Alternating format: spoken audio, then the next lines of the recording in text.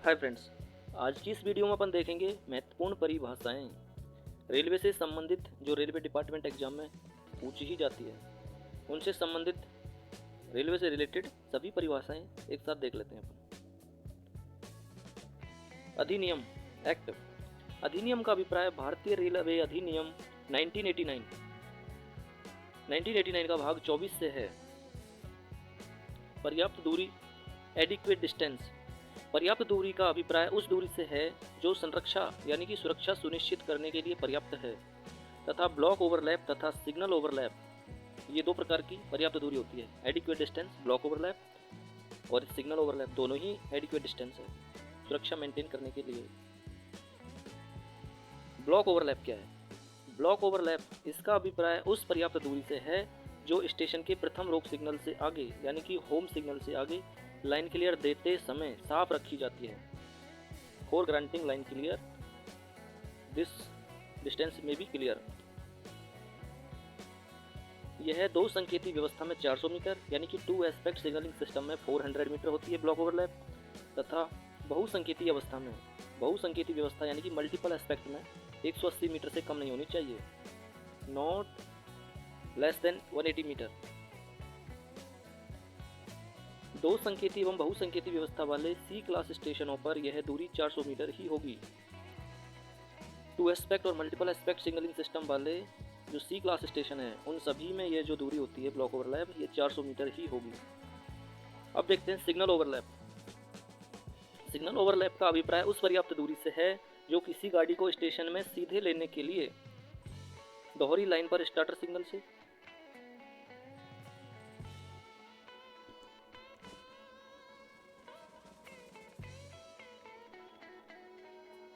Signal overlap इसका अभिप्राय उस पर्याप्त दूरी से है जो किसी गाड़ी को स्टेशन में सीधे लेने के लिए डबल लाइन पर स्टार्टर सिग्नल से आगे तथा सिंगल लाइन में सबसे बाहरी ट्रेलिंग पॉइंट से आगे साफ रखी जाती है।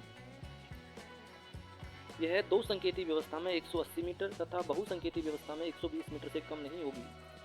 यानी कि सिग्नल ओवरलैप होता है वो टू एस्पेक्ट सिग्नलिंग में not less than 180 metre and multiple aspect में नॉट लेस देन 120 मीटर होगा।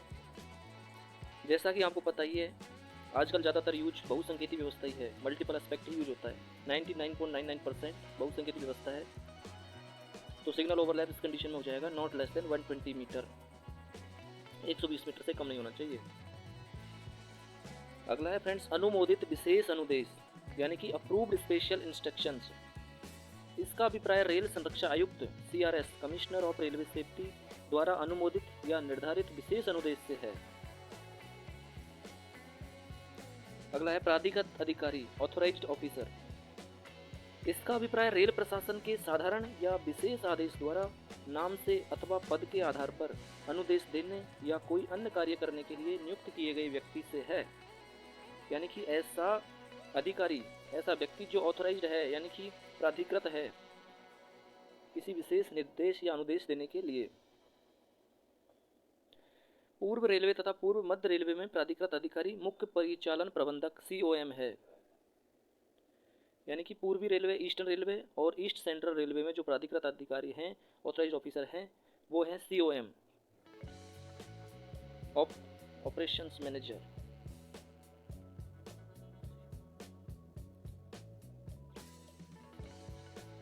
COM means chief operations manager, जो सहायक नियमों को जारी, संशोधन या समाप्त कर सकते हैं। जो भी सब्सिडरी रूल्स हैं उनको जारी कर सकते हैं, उनमें करेक्शन कर सकते हैं और उनको ख़त्म कर सकते हैं। ये पावर होती है ऑथराइज्ड ऑफिसर की। अगला है प्रस्थान प्राधिकार यानी कि ATP अथॉरिटी टू प्रोसीड। इसका अभिप्राय संचालन पद्धति के अधीन किसी गाड़ी के चालक को अपनी गाड़ी के साथ ब्लॉक सेक्शन में प्रवेश करने के लिए दिए गए प्राधिकार से है। यानी कि ATP क्या होता है? तो ATP वो होता है जो लोको पायलट को उसकी गाड़ी के साथ अगले ब्लॉक सेक्शन में प्रवेश करने के लिए दिया गया अनुमति, ये प्राधिकार हो जाएगा, ATP हो जाएगा। ATP दो प्रकार की होती है, ऑथोरिटी टू प्रोसीड या प्रस्थान प्राधिकार दो प्रकार के होते हैं। पहला है टेंजिबल ATP यानी टोकन, टैबलेट या PLCT इत्यादि। दूसरा है नॉन टेंजिबल ATP। पहला टेंजिबल मानी वस्तु रूप और नॉन टेंजिबल मानी अवस्तु रूप। इकेरी लाइन टोकनलेस ब्लॉक इंस्ट्रूमेंट वाले स्टेशनों तथा दोहरी लाइन वाले स्टेशनों पर अंतिम रोक सिग्नल की ऑफ स्थिति, यानी कि जो लास्ट स्टॉप सिग्नल होता है एलएसएस, उसका जो ऑन एस्पेक्ट होता है, सॉरी ऑफ एस्पेक्ट होता है, एलएसएस का of aspect he non tangible authority है। अगला देखते हैं दोस्तों एक्सेल काउंटर। इसका अभिप्राय रेल पथ पर दो स्थानों पर लगाए गए ऐसे विद्युत यंत्र से है जो उनके बीच आने तथा जाने वाली एक्सलों की गणना द्वारा यह सिद्ध करता है कि उन दोनों स्थानों के बीच रेल पथ खाली है या भरा हुआ है। एक्सेल काउंटर पर सर जो कोई गाड़ी गुजरती है तो वो जाने और आने वाली गाड़ियों की ये गणना करता है कि उनमें जो सेम एक्सेल यानी जितने भी चक्के बाहर गए थे वही उतने अंदर आए हैं, या जितने अंदर आए थे उतने ही बाहर निकले हैं। तो ये बता देता है कि जो बीच सेक्शन है रेल पथ है उसमें कोई ट्रेन पार्टिंग तो नहीं हुआ है। नेक्स्ट है ब्लॉक बैक। इसका अभिप्राय दोहरी लाइन पर यानी डबल लाइन पर पिछले निकटवर्ती ब्लॉक स्टेशन को और इकेरी लाइन पर अगले और पिछले दोनों निकटवर्ती ब्लॉक स्टेशनों को इसी ब्लॉक स्टेशन से यह संदेश भेजने से है कि वह ब्लॉक सेक्शन अवरुद्ध है या अवरुद्ध होने वाला है। ठीक है फ्रेंड्स। नेक्स्ट है ब्लॉक फॉरवर्ड। ब्लॉक फॉरवर्ड का अभिप्राय दोहरी लाइन पर डबल लाइन पर किसी ब्लॉक स्टेशन से अगले निकटवर्ती ब्लॉक स्टेशन को यह सूचना भेजने से है कि आगे का जो ब्लॉक सेक्शन है वो अवरुद्ध है या अवरुद्ध होने वाला है। अब ये ब्लॉक सेक्शन क्या है? ब्लॉक सेक्शन, इसका अभिप्राय दो ब्लॉक स्टेशनों के बीच परिचालित लाइन के उस खंड से है जिस पर ब्लॉक सेक्शन की दूसरी ओर के ब्लॉक सेक्शन से लाइन क्लियर मिले बिना कोई परिचालित गाड़ी प्रवेश नहीं कर सकती। नेक्स्ट है रेल संरक्षा आयुक्त CRS, commissioner of railway safety. Rail संरक्षा आयुक्त का अभिप्राय उस निरीक्षक से है या इंस्पेक्टर से है जो अधिनियम के अंतर्गत किन्हीं कृत्यों के पालन के लिए नियुक्त किया गया है, और इसके अंतर्गत रेल संरक्षा अपर आयुक्त CRS भी है। Chief commissioner of railway safety भी इसी के अंतर्गत आते हैं। CRS के द्वारा ही अनुमोदित विशेष अनुदेश अप्रूव्ड स्पेशल इंस्ट्रक्शन अनुमोदित या निर्धारित किए जाते हैं। नेक्स्ट है संयोजक कनेक्शंस। कनेक्शंस क्या है? जब इसका उपयोग रनिंग लाइन के संदर्भ में किया जाए तो इसका अभिप्राय उस पॉइंटों, क्रॉसिंग्स या अन्य साधनों से है जो रनिंग लाइन को नॉन रनिंग लाइनों से जोड़ने के लिए तथा उसे पार करने के लिए प्रयोग किए जाते हैं। फेसिंग पॉइंट एवं ट्रेलिंग पॉइंट। कोई भी पॉइंट उस पर से गुजरने वाली गाड़ी की दिशा के अनुसार फेसिंग और ट्रेलिंग होते हैं, यानी कि अपन ये फिक्स नहीं कह सकते कि ये फेसिंग पॉइंट है या ये ट्रेलिंग पॉइंट है। जब गाड़ी गुजरेगी उस पर से और गाड़ी की दिशा के अनुसार ही अपन बताएंगे कि ये फेसिंग पॉइंट है या ट्रेलिंग पॉइंट है। यदि किसी पॉइंट को चलाने से उसकी ओर आती हुई गाड़ी उस लाइन से सीधे दूसरी लाइन पर भेजी जा सकती हो तो उन पॉइंटों को फेसिंग पॉइंट कहा जाता है, जबकि उसके विपरीत दिशा वाले पॉइंटों को ट्रेलिंग पॉइंट कहा जाता है। जैसा आप इमेज में देख सकते हो, ये फेसिंग पॉइंट है अगर डायरेक्शन गाड़ी की ये है, और ये ट्रेलिंग पॉइंट हो जाएगा। नेक्स्ट है दोस्तों फॉलिंग मार्क। फॉलिंग मार्क का अभिप्राय उस चिन्ह से है या उस मार्क से है जो दो लाइनों के एक दूसरे को पार करने या मिलने के कारण बीच के निर्धारित मानक आयाम का उल्लंघन होता हो,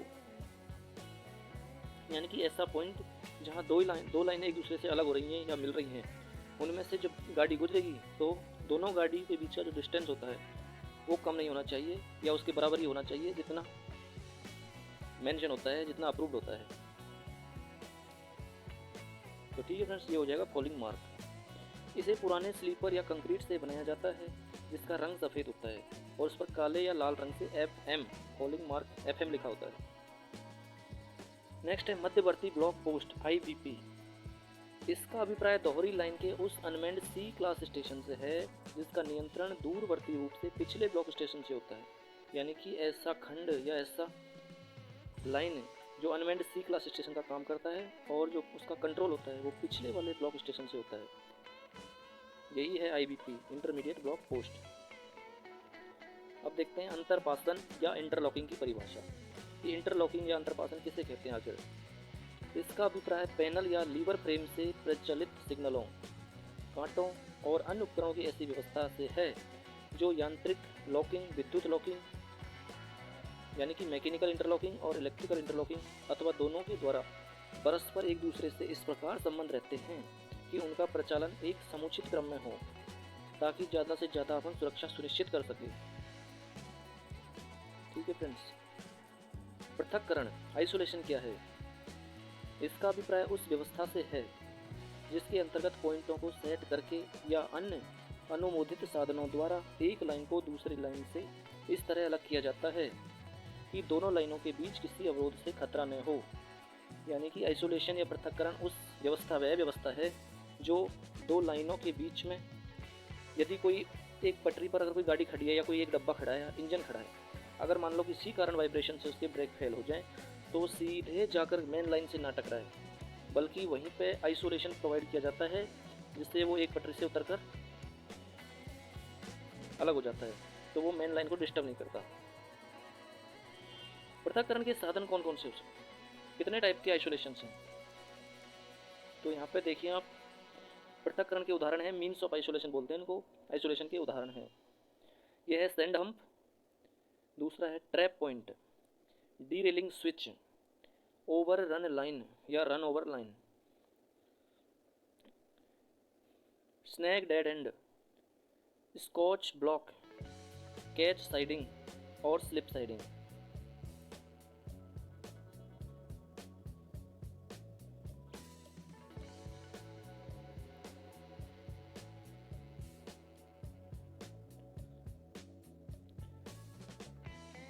इसमें फ्रेंड्स मीन्स ऑफ आइसोलेशन के आपके जितने भी आपके डिवीजन या आपके जोन में जितने भी मेंशन है या आपके जो SWR है उसमें मेंशन है वो आप देख लीजिएगा। इनमें से सभी एक स्टेशन पर या एक ही जोन में नहीं हो सकते,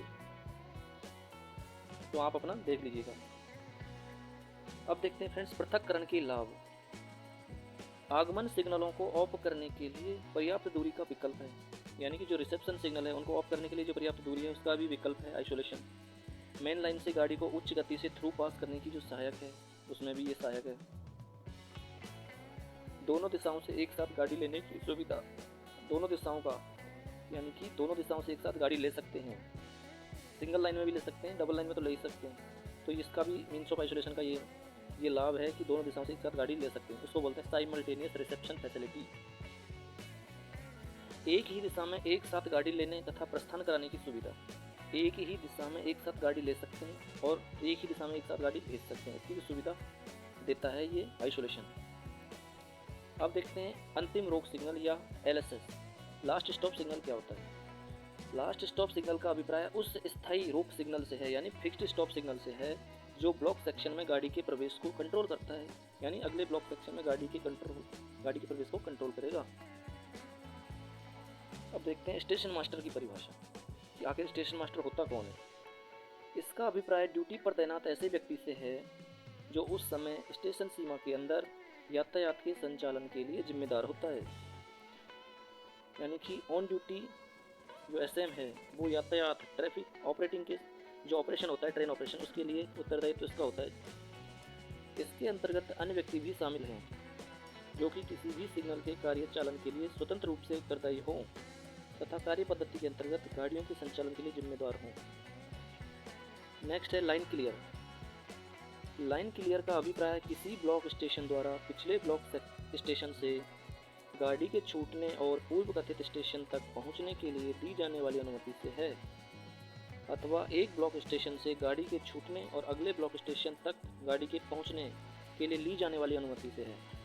लाइन क्लियर का अभिप्राय ऐसी जो फैसिलिटी या ऐसी अनुमति से है, ऐसी अनुमति जो एक गाड़ी को दूसरे स्टेशन तक भेजे, तो जो अनुमति ली जाती है उसको लाइन क्लियर बोलते हैं।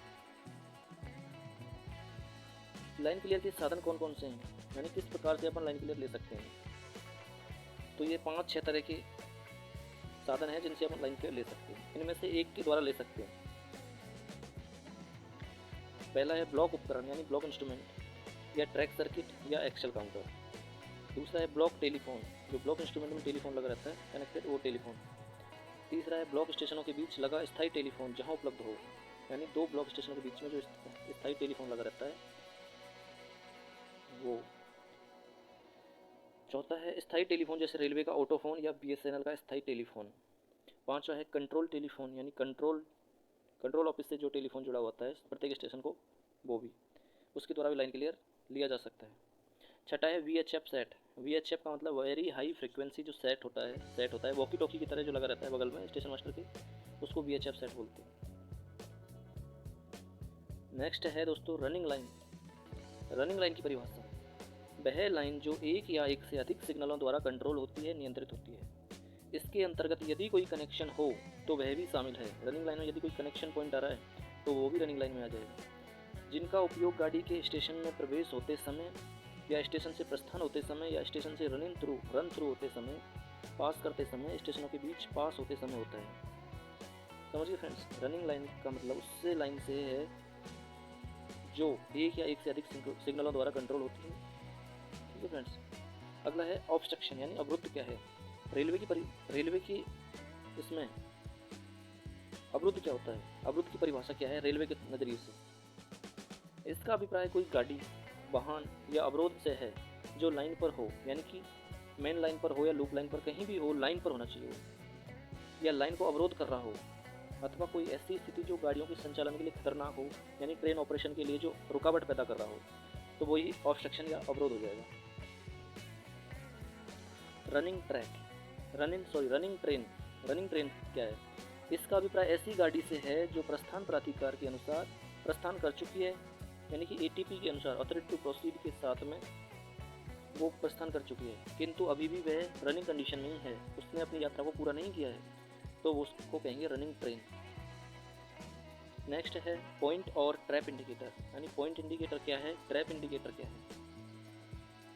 ये कोई सिग्नल नहीं है, बल्कि ये वह उपकरण हैं जो पॉइंट के साथ फिट होते हैं तथा उनके साथ संचालित होकर रात या दिन में पॉइंट की स्थिति को बताते हैं कि पॉइंट मेन लाइन के लिए सेट है या लूप लाइन के लिए सेट है। ये होते हैं पॉइंट इंडिकेटर और ट्रैप इंडिकेटर। इसमें पहला है पॉइंट इंडिकेटर। पॉइंट इंडिकेटर जब पॉइंट सीधी लाइन के लिए सेट हो, जब पॉइंट सीधी लाइन के लिए सेट हो तो दिन में सफ़ेद टारगेट, सफ़ेद डिस्क तथा रात में सफ़ेद बत्ती दिखाएगा। ठीक है फ्रेंड, जब पॉइंट सीधी लाइन या मेन लाइन के लिए सेट हो तो दिन में सफ़ेद टारगेट तथा रात में सफ़ेद बत्ती दिखाई देगी, तथा जब पॉइंट टर्न आउट या लूप लाइन के लिए सेट हो तो दिन में हरा टारगेट और रात में हरी बत्ती। यानी दिन में तो टारगेट ही दिखाना है उनको, और रात में, क्योंकि रात में टारगेट दिख नहीं सकता, तो रात में बत्ती दिखाएगा। तो जब मेन लाइन के लिए सेट है तो रात में सफ़ेद बत्ती, और जब टर्न आउट या लूप लाइन के लिए सेट है तो रात में हरी बत्ती दिखाएगा। नेक्स्ट है trap indicator. Trap indicator trap point एवं डीरेलिंग स्विच के साथ लगे होते हैं, यानी कि जहां मीन्स ऑफ आइसोलेशन लगा है, आइसोलेशन का माध्यम, वहीं पे ट्रैप इंडिकेटर लगा होता है। जब ट्रैप खुला हो, यानी कि ट्रैप ओपन कंडीशन में है, तो दिन में लाल टारगेट तथा रात में लाल बत्ती दिखाई देगी, और जब ट्रैप बंद कंडीशन में है, क्लोज कंडीशन में, तो दिन में हरा टारगेट और रात में हरी बत्ती दिखाई देगी। सिंपल। अगला है दोस्तों ट्रैक सर्किट। ट्रैक सर्किट का अभिप्राय बिजली के उस सर्किट से है जो लाइन के किसी भाग पर किसी वाहन की उपस्थिति ज्ञात करने के लिए लगाया जाता है, कि भाई पटरी पर कोई ऑब्स्ट्रक्शन है या कोई वाहन खड़ा है तो उसकी उपस्थिति ज्ञात करने के लिए बताया जाता है। पैनल में ये बता देता है ट्रैक सर्किट कि भाई पैनल में रेड मार्क बता देता है कि रेड इंक आ रहा है उसमें, तो इसका मतलब है ट्रैक सर्किट फुल्ली ऑक्यूपाइड है, तो इसकी उपस्थिति बता देगा कि उसमें कोई वाहन खड़ा है या नहीं खड़ा। रेल पथ की पटरियां सर्किट का भाग होती है। रेल पथ होता है जो उसकी पटरियां होती है, वो भी सर्किट का भाग काम ही करती हैं, ट्रैक सर्किट का। नेक्स्ट देखते हैं शंटिंग। इसका अभिप्राय उस संचालन से है, उस मूवमेंट से है, ट्रेन का मूवमेंट जो इंजन के सहित या इंजन के बिना किसी वाहन या वाहनों अथवा किसी इंजन का या किसी अन्य सेल्फ प्रोपेल्ड वाहन या गाड़ी के साथ जोड़ने, यानी कि अटैच करने या डिटैच करने, एक स्थान बदलने या किसी अन्य प्रयोजन के लिए किया जाए, यानी कि गाड़ी का वह मूवमेंट जो इंजन के साथ, इंजन के बिना, बिना किसी वाहन या किसी वाहन के साथ में गाड़ी को अटैच करने या डिटैच करने के लिए जो मूवमेंट किया जाता है, उसी को शंटिंग बोलते हैं। नेक्स्ट है स्टेशन सीमा। स्टेशन लिमिट क्या है। स्टेशन लिमिट, इसका अभिप्राय रेल के ऐसे भाग से है जो किसी रेलवे स्टेशन मास्टर के नियंत्रण में है, यानी SM कंट्रोल में जो भी लिमिट है, जो भी रेल का भाग है रेलवे का, वो स्टेशन लिमिट हो जाएगी। और जो स्टेशन के बाह्यतम सिग्नलों के बीच से है, यानी कि डिस्टेंट सिग्नल, दोनों तरफ के डिस्टेंट सिग्नल, बाह्यतम सिग्नल मतलब डिस्टेंट सिग्नल, उन दोनों के बीच, दोनों तरफ, स्टेशन के दोनों तरफ के डिस्टेंट सिग्नलों के बीच का जो भाग होता है उसको स्टेशन लिमिट कहते हैं। या फिर अगर उसके SWR में जो विशेष अनुदेशों द्वारा निर्धारित किया गया है वो, यानी कि जहाँ कहीं भी डिस्टेंट सिग्नल प्रोवाइड नहीं कराया गया तो विशेष निर्देशों के अनुसार, स्पेशल इंस्ट्रक्शन के अनुसार जो निर्धारित किया गया है SWR में मेंशन होगा वो, वही वहाँ की स्टेशन लिमिट हो जाएगी। अगला है स्टेशन सेक्शन। स्टेशन सेक्शन का अभिप्राय बी क्लास स्टेशन पर, सबसे पहले तो ये जान लीजिए कि केवल बी क्लास स्टेशन में जितने भी स्टेशन हैं उनमें बी क्लास स्टेशन में ही स्टेशन सेक्शन पाया जाएगा। और इसका अभिप्राय बी क्लास स्टेशन पर स्टेशन सीमा का उस भाग से है जो लगातार ब्लॉक सेक्शन के बीच स्थित होता है, जो दो लगातार ब्लॉक सेक्शन के बीच है। ठीक है फ्रेंड्स, ये सिंगल लाइन और डबल लाइन के स्टेशनों में अलग अलग होती है। दो संकेती व्यवस्था में स्टेशन सेक्शन डबल लाइन पर होम सिग्नल से अंतिम रोक सिग्नल के बीच स्थित जो सेक्शन है वो स्टेशन सेक्शन है, यानी कि एक स्टेशन का होम और दूसरी तरफ का LSS के बीच का जो भाग है डबल लाइन पर, वो स्टेशन सेक्शन है। जबकि सिंगल लाइन पर दोनों ओर के एडवांस स्टार्टरों, यानी दोनों ओर के LSS के बीच में, या फिर सेंटिंग लिमिट बोर्ड के बीच में, यानी एक तरफ LSS और दूसरी तरफ सेंटिंग लिमिट बोर्ड, और यदि ये दोनों न हों तो दोनों ओर के होम सिग्नलों के बीच, एवं यदि होम सिग्नल भी ना हो तो दोनों ओर के सबसे बाहरी फेसिंग पॉइंटों के बीच का जो भाग है, स्टेशन की बात हो रही है ये, स्टेशन के दोनों तरफ, तो दोनों तरफ का जो भाग है फेसिंग पॉइंटों के बीच का, वो इसमें स्टेशन सेक्शन हो जाएगा सिंगल लाइन में। जबकि जो बहुसंकेती व्यवस्था में स्टेशन सेक्शन है, मल्टीपल एस्पेक्ट में, जो ज़्यादातर आजकल है, वहाँ पर डबल लाइन पर सबसे बाहरी फेसिंग पॉइंट एवं अंतिम रोक सिग्नल के बीच, या फिर सबसे बाहरी फेसिंग पॉइंट या BSLB block section limit board से अंतिम रोक सिग्नल के बीच स्थित होता है। या तो सबसे बाहरी फेसिंग पॉइंट या अंतिम रोक सिग्नल, यानी सबसे आउटर मोस्ट फेसिंग पॉइंट या LSS के बीच का भाग, डबल लाइन पर बात हो रही है, तथा ब्लॉक सेक्शन लिमिट बोर्ड से LSS के बीच, इन दोनों में से कोई सा एक। तो फ्रेंड्स, BSLB कब लगाते हैं? जब सबसे बाहरी फेसिंग पॉइंट ट्रेलिंग कंडीशन में हो, तो जहाँ उस कंडीशन है तो वहाँ ब्लॉक सेक्शन लिमिट बोर्ड लगा दिया जाएगा और वहाँ से LSS के बीच स्टेशन सेक्शन हो जाएगा डबल लाइन में।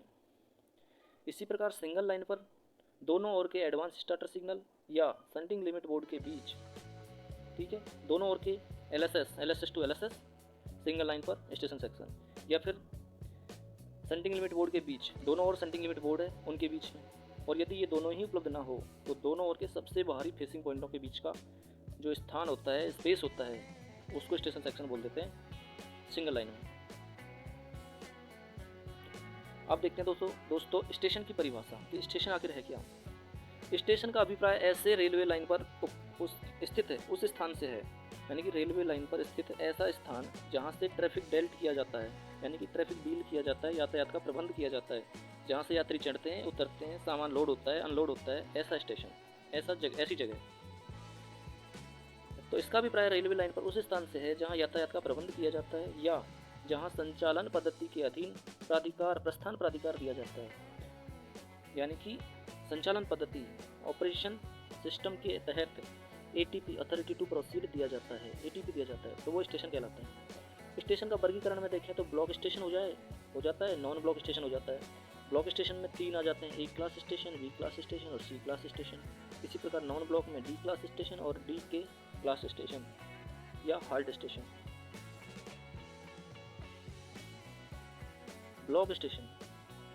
ब्लॉक स्टेशन वे स्टेशन होते हैं जहां ड्राइवर को अपनी गाड़ी के साथ ब्लॉक सेक्शन में प्रवेश करने के लिए संचालन पद्धति के अनुसार प्रस्थान प्राधिकार लेना आवश्यक है।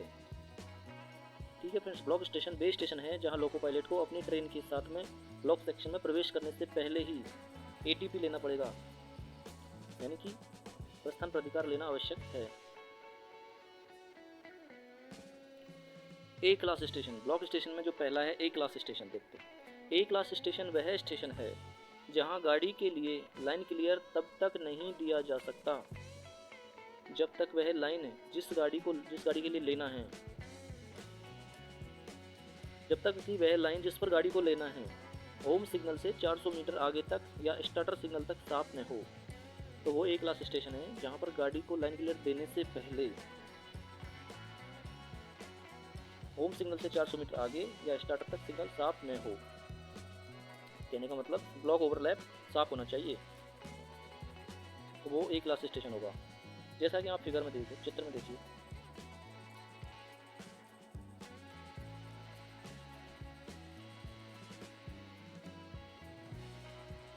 जैसा कि आपने चित्र में देखा, इसमें न्यूनतम सिग्नल कौन से हैं, अधिकतम सिग्नल कौन से हो सकते हैं गाड़ी को लेने के लिए, भेजने के लिए, वो सभी देखते हैं। तो दोस्तों ए क्लास स्टेशन में न्यूनतम सिग्नल कौन कौन से होंगे? तो न्यूनतम सिग्नल जनरली पूछ लिए जाते हैं एग्जाम में एमसीक्यू के तौर पर। तो न्यूनतम सिग्नल होंगे वार्नर सिग्नल, होम सिग्नल एवं स्टार्टर सिग्नल।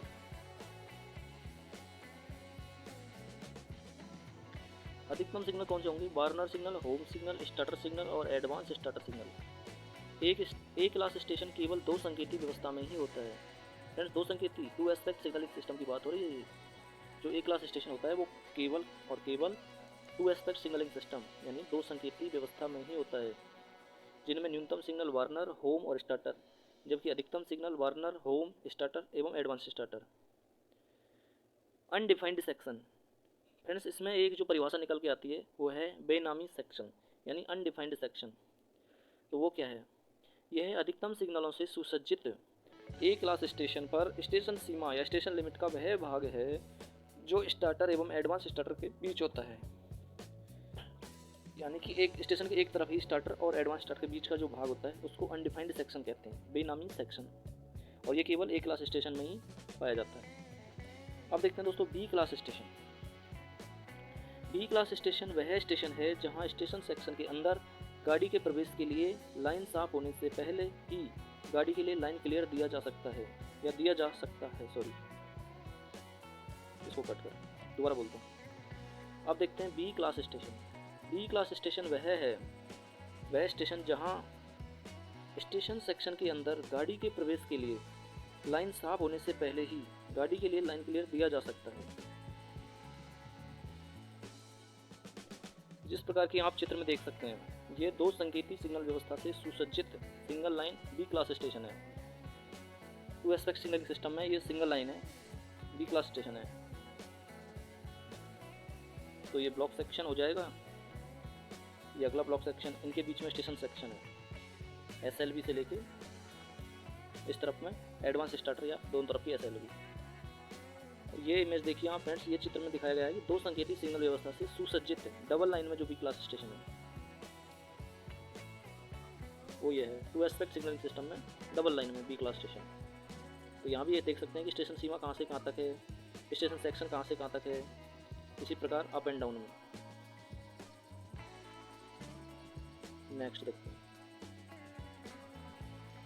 ये देखिए फ्रेंड्स, इससे अपन को ज़्यादातर काम होता है क्योंकि ये है मल्टीपल एस्पेक्ट में बहुसंकेती सिग्नल व्यवस्था में सुसज्जित सिंगल लाइन पर बी क्लास स्टेशन है। ये सिंगल लाइन है लेकिन मल्टीपल एस्पेक्ट में। तो इसमें देखिए स्टेशन सेक्शन कहाँ से कहाँ तक है, जैसा कि ऊपर मैंने आपको बताया ब्लॉक सेक्शन कहाँ से कहाँ तक है, स्टेशन लिमिट कहाँ से कहाँ तक है, distant to distant station limit हो जाएगी, एसएलवी टू एसएलवी या एडवांस स्टार्टर या टू एसएलवी स्टेशन सेक्शन हो जाएगा। इसी प्रकार फ्रेंड्स देखिए मल्टीपल एस्पेक्ट, इसमें डबल लाइन में B class station,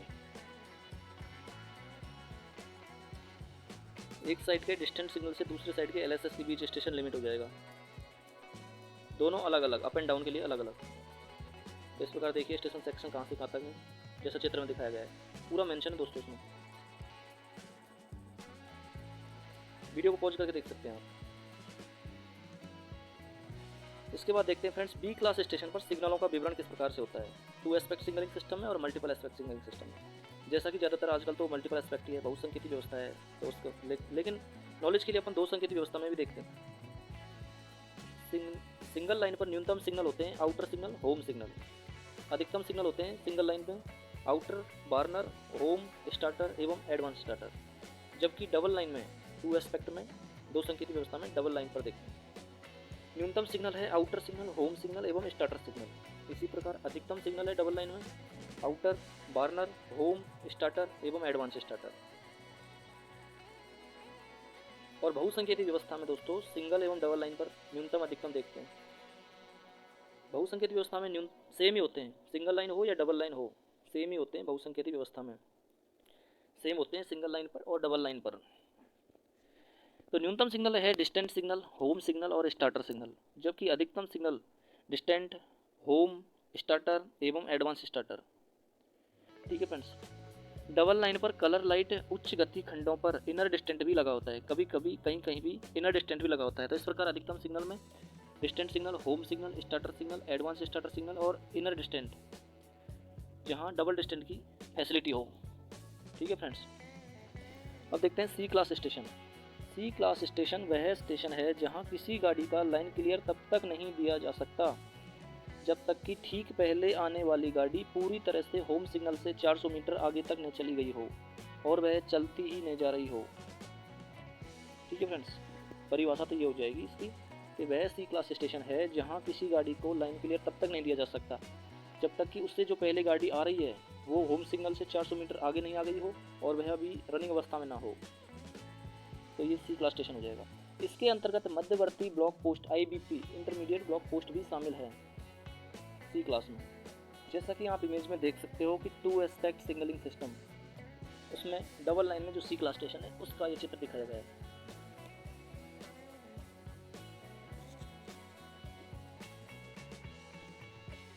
C class station में फ्रेंड्स ओवरलैपिंग सेक्शन क्या होता है? सी क्लास स्टेशन पर जहां न्यूनतम सिग्नल लगे हों वहां होम सिग्नल से 400 मीटर आगे तक उसके खंड को ओवरलैपिंग सेक्शन कहते हैं। यानी कि होम सिग्नल से 400 मीटर आगे तक का जो खंड होता है उसको ओवरलैपिंग सेक्शन कह देते हैं सी क्लास स्टेशन में, जहाँ न्यूनतम सिग्नल लगे हों। सी क्लास स्टेशनों पर सिग्नलों का विवरण। दो संकेतिक व्यवस्था में न्यूनतम सिग्नल वार्नर सिग्नल और होम सिग्नल, जबकि मल्टीपल एस्पेक्ट या बहुसंकेतिक व्यवस्था में अधिकतम सिग्नल डिस्टेंट एवं होम सिग्नल। कहने का मतलब फ्रेंड्स, जब भी वार्नर सिग्नल की बात आएगी वहाँ 2 एस्पेक्ट सिग्नलिंग सिस्टम ही रहेगा, क्योंकि मल्टीपल एस्पेक्ट सिग्नलिंग सिस्टम में वार्नर सिग्नल को हटा दिया है, केवल उसकी जगह डिस्टेंट सिग्नल आ गया है। अनुमोदित विशेष अनुदेश के अंतर्गत होम सिग्नल से 400 मीटर आगे तक एक स्टार्टर सिग्नल भी लगाया जा सकता है सी क्लास स्टेशन में। ठीक है फ्रेंड्स। अब देखते हैं दोस्तों non block station. Block station हो गए, देखते हैं नॉन ब्लॉक स्टेशन में क्या होता है, कौन से हैं जो नॉन ब्लॉक स्टेशन कहलाते हैं। ये स्टेशन 2 ब्लॉक स्टेशनों के मध्य में स्थित होते हैं, यानी कि 2 जो ब्लॉक स्टेशन है उनके बीच में लगा दिए जाते हैं नॉन ब्लॉक स्टेशन, जो किसी ब्लॉक सेक्शन की सीमा नहीं बताते, यानी ब्लॉक सेक्शन की सीमा नहीं बनाते तथा यहाँ से चालक को ATP नहीं दिया जाता, यानी कि प्रस्थान प्राधिकार नहीं दिया जाता। इनमें 2 क्लास आ सकते हैं, इनमें है D class station, flag station, और दूसरा है DK क्लास स्टेशन यानी कि halt station. D class station ये फ्लैग स्टेशन होते हैं जहां यात्री गाड़ियां समय सारणी के अनुसार रुकती तो हैं, लेकिन वहाँ पे ATP नहीं दिया जाता, अथॉरिटी टू प्रोसीड वहाँ से नहीं दिया जाता, उनके आगे या पीछे ब्लॉक स्टेशन होते हैं उनसे उनको कंट्रोल किया जाता है। तो ये फ्लैग स्टेशन होते हैं जहाँ यात्री गाड़ियाँ समय सारणी के अनुसार रुकती है तथा गार्ड के हाथ सिग्नल दिखाए जाने पर ही प्रस्थान कर जाती हैं। ठीक है फ्रेंड्स। यात्री गाड़ियाँ रुकेंगी, सवारी उसमें बैठेंगी और जो भी लोडिंग अनलोडिंग होगा थोड़ा बहुत वो होगा और गार्ड उसको हाथ सिग्नल दिखाए जाने के अनुसार वो प्रस्थान कर जाएंगी, मतलब गार्ड और लोको पायलट बीच में सिग्नल एक्सचेंज होगा और वो आगे बढ़ जाएंगी। अब देखते हैं हाल्ट स्टेशन या DK क्लास स्टेशन। यह स्टेशन मेन लाइन से जुड़ा साइडिंग होता है, इसका नियंत्रण निकटवर्ती ब्लॉक स्टेशन से होता है। ठीक है फ्रेंड्स। अब देखते हैं स्पेशल क्लास स्टेशन।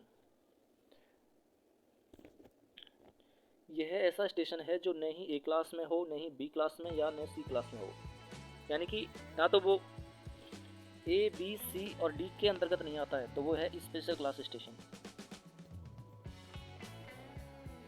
जैसे कि मदुरई स्टेशन है, वो स्पेशल क्लास के अंतर्गत आता है क्योंकि उसमें स्टेशन सेक्शन या स्टेशन लिमिट डिफाइंड नहीं होती है, क्योंकि जो स्टेशन है उसके एक तरफ तो सिंगल लाइन है जबकि दूसरी तरफ डबल लाइन है। इसी प्रकार जो मदुरई है और वो कूडल नगर है वो भी स्पेशल क्लास स्टेशन है, क्योंकि उनके बीच में जो सेक्शन है, जो ट्रेन पथ है, रेल पथ है, वो फुल्ली ट्रैक सर्क्यूटेड है, तो वो स्पेशल क्लास के अंतर्गत आता है। स्पेशल क्लास स्टेशन ये भी ब्लॉक स्टेशन का ही उदाहरण है, ये भी एक ब्लॉक स्टेशन है। फ्रेंड्स अब देखते हैं अपन लाइन क्लियर देने की शर्तें, ये कौन कौन सी शर्त होती है, कौन कौन सी कंडीशंस होती है। Condition for line clear, A class station पर लाइन क्लियर देने की शर्तें। ए क्लास स्टेशन पर लाइन क्लियर तब ही दिया जाएगा जबकि ठीक पहले आने वाली गाड़ी पूरी की पूरी आ गई हो, या उक्त गाड़ी के पीछे के सभी सिग्नलों को फिर से ऑन कर दिया गया हो, जिस लाइन पर गाड़ी ली जानी है वह स्टार्टर सिग्नल तक साफ हो, या उक्त लाइन के सभी पॉइंट ठीक ठीक प्रकार से सेट किए गए हों और फेसिंग पॉइंटों को लॉक कर दिया गया हो। तो ये हो जाएगा ए क्लास स्टेशन में लाइन क्लियर देने की शर्तें, condition for granting line clear. B class station पर लाइन क्लियर की शर्तें, लाइन क्लियर देने की शर्तें क्या है। Double line B class station पर लाइन क्लियर तब ही दिया जाएगा जबकि ठीक पहले आने वाली गाड़ी पूरी तरह से आ गई हो, उक्त गाड़ी के पीछे सभी आवश्यक सिग्नलों को फिर से ऑन कर दिया गया हो, लाइन जहां दो संकेती सिग्नल व्यवस्था वाले स्टेशनों पर होम सिग्नल तक साफ हो तथा बहुसंकेती सिग्नल व्यवस्था वाले स्टेशनों पर सबसे बाहरी फेसिंग पॉइंट अथवा ब्लॉक सेक्शन लिमिट बोर्ड तक साफ हो। सिंगल लाइन में बी क्लास स्टेशन पर लाइन क्लियर तभी दिया जाएगा जबकि ठीक पहले आने वाली गाड़ी पूरी तरह से आ गई हो, उक्त गाड़ी के पीछे सभी आवश्यक सिग्नलों को फिर से ऑन कर दिया गया हो, लाइन जहां दो संकेती व्यवस्था वाले स्टेशनों पर आने वाली गाड़ी को अपेक्षित पड़ने पर एडवांस स्टार्टर या संटिंग लिमिट बोर्ड तक, यदि ये न हो तो होम सिग्नल तक, यदि वे तीनों ही ना हो तो सबसे बाहरी फेसिंग पॉइंट तक साफ हो, तथा बहुसंकेती व्यवस्था वाले स्टेशनों पर आने वाली गाड़ी को अपेक्षित आवश्यकता पड़ने वाले एडवांस स्टार्टर या संटिंग लिमिट बोर्ड तक, यदि वे ना हो तो सबसे बाहरी फेसिंग पॉइंट तक साफ रखा गया हो। इसी प्रकार दोस्तों सी क्लास स्टेशन पर लाइन क्लियर देने की शर्तें, granting line clear at C class station. C class station पर लाइन क्लियर तभी दिया जाएगा जबकि ठीक पहले आने वाली गाड़ी होम सिग्नल से कम 400 मीटर आगे चली गई हो और वह चलती ही जा रही हो, यानी कि रनिंग कंडीशन में हो, या उक्त गाड़ी के पीछे सभी सिग्नलों को फिर से ऑन कर दिया गया हो। तो ठीक है फ्रेंड्स, ये महत्वपूर्ण परिभाषाएं थी, मैंने आपको बताई। तो ये जानकारी कैसी लगी आपको? अगर थोड़ी बहुत भी हेल्प हुई हो आपको तो इस वीडियो को लाइक कीजिएगा।